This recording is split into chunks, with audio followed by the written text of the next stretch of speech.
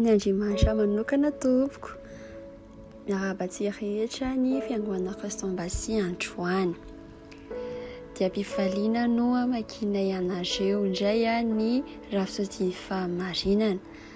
Androany izy dia mitondra ny lohateny hoe ny voninahitra ao anaty.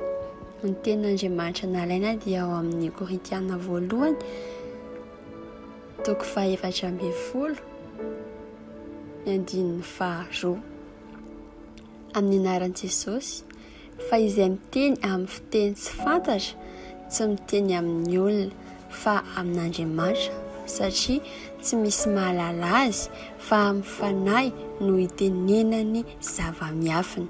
Amen. Famelabelarana eto dia toy izao: rehefa nivavaka teo amin'ny tendrombohitra fihovan-tarehy Jesosy, dia nilaza ny Baiboly fa ny tarehiny sy ny fitafiany dia namirapiratra ny voninahitra. Izany dia marintsika ao amin'ny Mateo toko 17 ny andininy 2 sy ny Marka toko 7 ny andininy 13 ary ihany koa ny Lioka toko 7 ny andininy 7.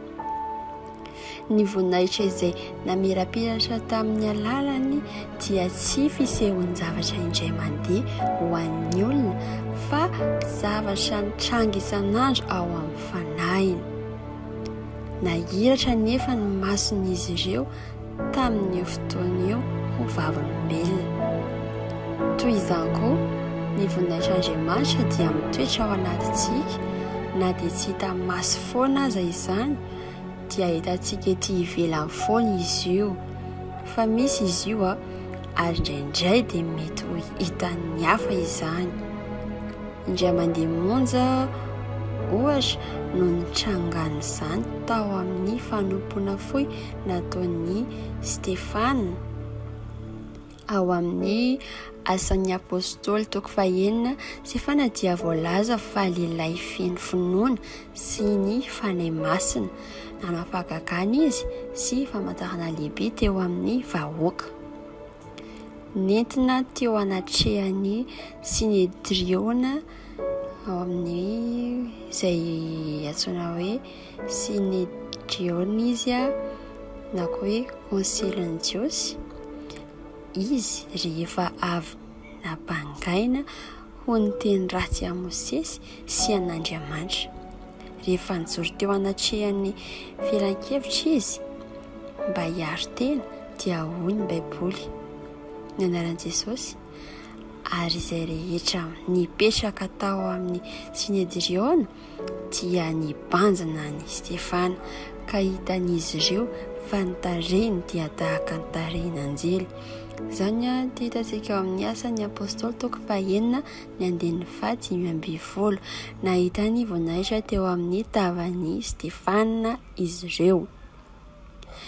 Io voninahitra io dia tsy hoe anio ihany no eo aminao, fa ao anatinao izy io, ary lazaina fa ilay voninahitra izay tsara indrindra, ny voninahitra lehibe indrindra mazava kokoa. Faran'nisy voninahitra sy fanompoana nitondra ny fanameloana, maika anatomboninahitra ny fanompoana mitondra fahamarinana, ary izay nisy voninahitra aza dia tsy manana voninahitra kosa amin'izao noho ny voninahitra izay manatombo. Amen. Izany teny izany dia ao amin'ny Korintiana 2 ny andininy toko 7 ny andininy 7 ka hatramin'ny 20. Isaky ny mivavaka amin'ny fiteny tsy fantatra ianao dia mihetsika io voninahitra ao anatinao io. Amen.